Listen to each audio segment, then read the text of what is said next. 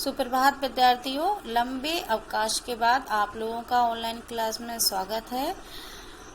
मैंने आप लोगों को पहले छुट्टियों से पहले ही ये पाठ पढ़ा दिए थे। साखियाँ भी पढ़ाया था, पद भी पढ़ाया था कबीर का, लेकिन मुझे पता है कि आप लोग इसको अच्छे से समझ नहीं पाए होंगे और एक लंबी छुट्टियों के बाद आपने उसको रिवीजन भी नहीं किया होगा। तो मैं चाहती हूँ कि आप लोग इसको एक बार रिवीजन करें इसका, तभी मैं आगे बढ़ूँ। ठीक है, तो आज मैं इसका आपको रिवीजन करवाने वाली हूँ, तो आप इसको ध्यान से एक बार समझ लीजिए। साखियाँ मतलब क्या है? ये है दोहे हैं, एक प्रकार से ये छंद है और ये दोहा छंद है, जैसे कबीरदास जी ने लिखा है। और साखियों को मतलब साखी मतलब होता है साक्षी, यानी कि आंखों देखा हाल। तो उन्होंने जो कुछ भी अपने जीवन में प्रत्यक्ष रूप से अनुभव किया था उसको वो अपनी साखियों में उन्होंने लिखा है उसके बारे में। तो सबसे पहली साखी जो है, दोहा है, वो किस प्रकार से हम इसे गा भी सकते हैं और आप लोग भी गा लेते हैं, लेकिन एक मैं गा के बता रही हूँ, आप भी गाइए। मान सरोवर सुबर जल हंसा के लेकर आए, मुक्ता फल मुक्ता चुगे, अब उड़े अनंत न जाए कबीरा, अब उड़े अनंत न जाए। प्रेमी ढूंढत मैं फिरूं, प्रेमी मिले न कोई, प्रेमी को प्रेमी मिले, सब विषय अमृत होए कबीरा, सब विषय अमृत होए। इसी प्रकार से इन दोहों का आप सास्वर वाचन कीजिएगा और इन्हें याद करने का भी प्रयास कीजिए। ठीक है, तो सबसे पहले उन्होंने कहा है कि मान सरोवर सुभर जल हंसा केली कराए, मुक्ता फल मुक्ता चुगे, अब उड़ अनंत न जाए। मानसरोवर क्या है? ये कैलाश पर्वत पर स्थित मानसरोवर एक झील है जो सबसे ऊंचाई पर स्थित है और इसका जल बहुत ही स्वच्छ है। उस झील की बात हो रही है। मानसरोवर जो है हिंदू धर्म में इसकी यात्रा भी बहुत शुभ मानी गई है, बहुत कम लोग ही इसकी यात्रा कर पाते हैं। तो मानसरोवर झील के बारे में बता रहे हैं कि मानसरोवर एक जो झील है वह सुभर मतलब अच्छे तरीके से, पूरी तरीके से भरी हुई है, जल से, अच्छे स्वच्छ जल से भरी हुई है। और हंसा केल करा है, उसमें हंस जो पक्षी है वह क्या कर रहा है? केली। केली मतलब क्या है? केली। केली मतलब है कीड़ा कर रहे हैं, यानी कि खेल रहे हैं उसमें अच्छे से। और मुक्ता फल मुक्ता चुके, वो क्या कर रहे हैं? मुक्ता फल, मुक्ता मतलब है यहाँ पे मोती, और उसको किसका रूप दिया है? फल का। तो मोती रूपी फल को मुक्ता, अब यहाँ पर भी एक मुक्ता शब्द आया, तो इस मुक्ता का अर्थ है कि स्वतंत्र रूप से, एकदम स्वच्छंद रूप से वो उस मोती रूपी फल को चुग रहे हैं। और अब उड़ अनंत न जाए। अनंत मतलब क्या है? अन्यत्र, यानी कि अब वो उड़कर भी कहीं दूसरी जगह नहीं जाना चाहते हैं। इसका मतलब ये तो हुआ इसका शाब्दिक अर्थ। तो प्रतीकार्थ इसका क्या होगा? इसका प्रतीकार्थ मतलब होता है कि इसके माध्यम से कवि क्या कह रहा है। तो उन्होंने यहाँ पे बताया है कि जिस प्रकार से मानसरोवर जो है वह अच्छे तरीके स्वच्छ जल से भरा हुआ है, उसमें हंस कीड़ा कर रहे हैं और उसमें वह मोती रूपी फल को चुग रहे हैं, उसका आनंद उठा रहे हैं। तो ऐसा आनंद जब उन्हें मोती खाने को मिल रहे हैं तो वो कहाँ से उड़कर कहाँ जाएंगे। यानी कि यहाँ पे ये मानसरोवर है, ये मन रूपी हृदय भी हो सकता है। मतलब कभी इसमें ये बता रहा है कि एक भक्त है, उसका हृदय जो है वह जल से भरा हुआ। कौन से जल से? यहाँ पे भक्ति के जल से। उसका हृदय जो है भक्ति के जल से भरा हुआ है। उसमें हंस केली करा। यहाँ हंस किसका प्रतीक है? आत्मा का।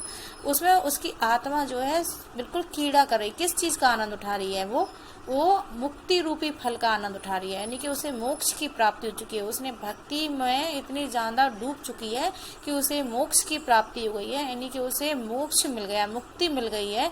और जब उसे मोक्ष रूपी फल प्राप्त हो चुका है तो फिर वह आत्मा जो है अन्यत्र जो है कहीं और जाने का मन क्यों बनाएगी। तो इसमें यही बताया गया है। इसका एक शाब्दिक अर्थ बताना है कि मानसरोवर किसका प्रतीक है?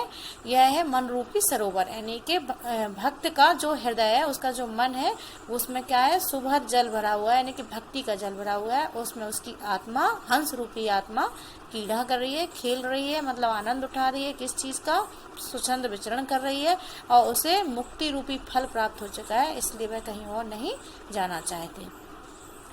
दूसरे में वो कह रहे हैं कि प्रेमी ढूंढत में फिरो। यहाँ पे कबीरदास जी अपने बारे में कह रहे हैं या किसी भक्त के बारे में बता रहे हैं कि कोई भक्त है, या वो अपने बारे में कह सकते हैं कि मैं प्रेमी ढूंढता फिर रहा हूँ। यहाँ प्रेमी कौन है? मतलब ईश्वर, जिसको वो चाहते हैं और वो प्रेमी उसे नहीं प्राप्त हो रहा, कि उनका ईश्वर उन्हें प्राप्त नहीं हो रहा है।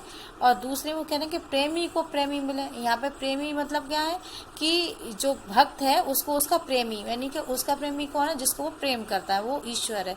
यानी कि इस भक्त को उसका ईश्वर जो है प्रेमी मिल चुका है, इसलिए उसके अंदर के सारे विष, उसके अंदर के सारे दुख रूपी विष जो है, विषाद कष्ट जो है, वो किसमें बदल गए हैं? अमृत में बदल गए हैं। उसका सारा कष्ट, उसका सारा विष जो है अमृत हो गया है।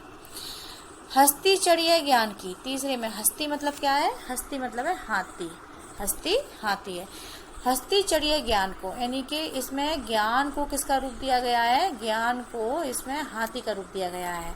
और आपने रूपक अलंकार के बारे में पढ़ा होगा, मैंने आपको रूपक अलंकार के बारे में बताया था। और रूपक अलंकार होता है जहाँ पर किसी को किसी चीज़ का रूप दिया जाता है, यानी कि हाथी को, यहाँ पर ज्ञान को किसका रूप दिया है? हाथी का रूप दिया गया। और सहज दुलीचा डार, सहज मतलब क्या है? सहज मतलब होता है सहज साधना, एक सीधा साधी साधना करना। और दुलीचा मतलब है एक आसन, तो जो कि हम हाथी पर डालकर बिछाते हैं, नहीं तो हमें लगेगी। तो सहज दुलीचा डार, उसमें वो कहते हैं कि ज्ञान को, ज्ञान रूपी हाथी पर चढ़ जाइए, सवारी करिए। भक्त को संबोधित कर रहे हैं कि आप तो ज्ञान रूपी हाथी पर सवारी कीजिए। किस चीज़ पर बैठ करके? सहज साधना रूपी आसन बिछा करके आप ज्ञान की प्राप्ति में लग जाइए। और स्वान रूप संसार है, यहाँ स्वान मतलब क्या है? कुत्ता। वो किसके रूप में बताया संसार को? संसार को बताया गया है कुत्ते के रूप में, यानी कि जैसे जब हाथी चलता है ना, तो आप ये सहज प्रक्रिया होती है। आपने अगर कभी देखा होगा, मैंने देखा है कि अगर एक हाथी चल रहा होता है तो बहुत सारे कुत्ते जो है भौंकने लगते हैं। वैसे ही वो ये कह रहे हैं कि अगर आप कोई कार्य करोगे तो आपके लिए संसारी जन कुछ ऐसे भी होते हैं, वो कुत्ते के रूप में होते हैं, वो भौंकते हैं, यानी कुछ बातें जरूर करेंगे, लेकिन उन बातों की आपको परवाह नहीं करनी है। भूकंद है झक मार, झक मार मतलब है झक मारना, यानी कि व्यर्थ में समय व्यतीत करना, है ना। तो भूकंद है झक मार मतलब वो तो कुत्तों की भांति है, वो तो भूखते रहेंगे, भौंकते ही रहेंगे, और उनको व्यर्थ में ही भौंकने दो, कोई फर्क नहीं पड़ने वाला है। आप तो अपनी ज्ञान की प्राप्ति में लगे रहिए। पका पकी के कारण है, पका पकी मतलब क्या है? यहाँ पे पका पकी मतलब है पक्ष विपक्ष के कारण, यानी कि ये संसार जो है एक पक्ष विपक्ष के कारण भूला हुआ, सब जग रहा भुलान, कि वो कोई कहता है कि भगवान है, कोई कहता है कि नहीं है, कोई कहता है भगवान द्वैत भावना को कहता है कि आत्मा और परमात्मा में अंतर है, कोई कहता है कि आत्मा परमात्मा एक ही है। तो ये पक्ष विपक्ष के कारण जो है सारा संसार भूला हुआ है, उसे सही मार्ग की, सही ज्ञान की प्राप्ति नहीं हो पाती है। और निरपक्ष, निरपक्ष मतलब क्या है? निष्पक्ष होकर के, यानी कि जो इस पक्ष विपक्ष के चक्कर में नहीं पड़ता है और सिर्फ केवल भगवान को भजता है, हरि को भजता है, वही जो है सच्चा संत कहलाता है। सुजान मतलब है चतुर, यानी कि समझदार, समझदारी इसी में है। एक सच्चा संत, एक समझदार संत वही है जो निष्पक्ष होकर के भगवान की भक्ति करता है। अगला दोहा जो है उसमें क्या है कि हिंदू मुआ राम कही मुसलमान खुदाई। कबीरदास जी कहते हैं कि हिंदू जो है वह राम राम का जप करते हैं, मुसलमान जो खुदा का जप, खुदा का जप करते रहते हैं। इस प्रकार से दोनों ही जो है भगवान को प्राप्त नहीं कर पाते, क्योंकि वो ईश्वर में भेदभाव करते हैं, क्योंकि वो कहते हैं कि नहीं राम सही है और मुसलमान कहते हैं कि खुदा है। तो कहें कबीर सो जीविता, कबीरदास जी का मानना क्या है कि उस जीविता कौन है? मतलब जीवित व्यक्ति वही है जो दूह के निकट ना जाए, जो इन दोनों के ही निकट नहीं जाता है, यानी कि दोनों की में भेदभाव नहीं करता है। ये जाति मजहब के आधार पर जो भेदभाव नहीं करता है। मुआ मतलब होता है मरा हुआ, यानी कि ये मरे हुए के समान होते हैं, ये सच्चा जीवन की सच्चाई को समझ ही नहीं पाते हैं, क्योंकि ये इनके अंदर जो है ईश्वर को लेकर के अभी भी भेदभाव है। तो जो भेदभाव नहीं करता है वही जो है सच्चा मनुष्य कहलाता है। इसी प्रकार से अगला में काबा फिर काशी भया रामा भया रहीम। कबीरदास जी उसी बात को आगे कह रहे हैं कि अगर तुम्हारे मन में या भक्त के हृदय में जो राम और रहीम को लेकर के भेदभाव मिट जाता है, जाति मजहब को लेकर जब भेदभाव मिट जाता है, तो उसके लिए क्या होता है? वे दोनों एक समान हो जाते हैं। यानी कि काबा क्या है? काबा है मुसलमानों का तीर्थ स्थल, और काशी क्या है? यह हिंदुओं का तीर्थ स्थल है। कहते हैं कि काबा में मोक्ष प्राप्ति होती है और हिंदू कहते हैं कि काशी में मोक्ष प्राप्त होती है। लेकिन अगर एक भक्त जिसने ईश्वर को जान लिया हो उसके लिए क्या है कि काबा और काशी में कोई अंतर नहीं होता। काबा उसके लिए काशी बन जाता है, राम रहीम हो जाता है, यानी कि राम और रहीम में भेदभाव नहीं होता है।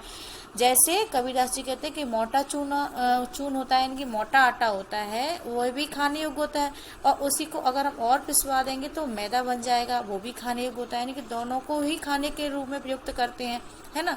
और बैठ कबीरा जिम, और बैठ कबीरा जिम, जी मतलब है खाना खाना, यानी कि कबीरा दास जी के लिए आटा और मैदा भी सब एक जैसा है, वो आराम से उसका भोजन का आनंद उठा रहे हैं। कहने का तात्पर्य है इसमें, ये तो उदाहरण दिया गया है मोटे चून और मैदा का, तो लेकिन वास्तव में उसमें ये बता रहे हैं कि भेदभाव नहीं होना चाहिए जाति मजहब को लेकर के, तभी हम जो है एक सच्चे मनुष्य बन सकते हैं, और हम सभी तभी जो है भगवान को प्राप्त कर सकते हैं।